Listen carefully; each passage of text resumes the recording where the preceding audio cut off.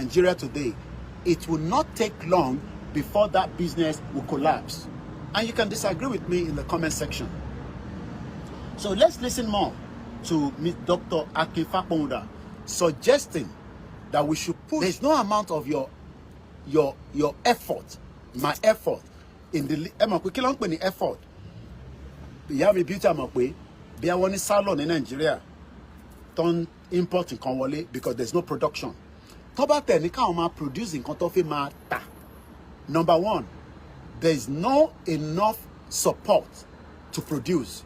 So she would have to import, and there's nothing wrong in importation, but what that is happening is that it is killing your own system, because a country that is not producing is as useless as tissue paper. So your effort, my effort in trying to revive a dead economy is like it is going to sink every one of us together. I argued and say, okay, Koiki, but what are our governors doing? Your effort and my effort would not make any impact to drive the Yoruba land economy. Yes, I'm in Taja, but they are struggling. They are really, really struggling, even with all their effort. Because it's a dead economy in what they operate.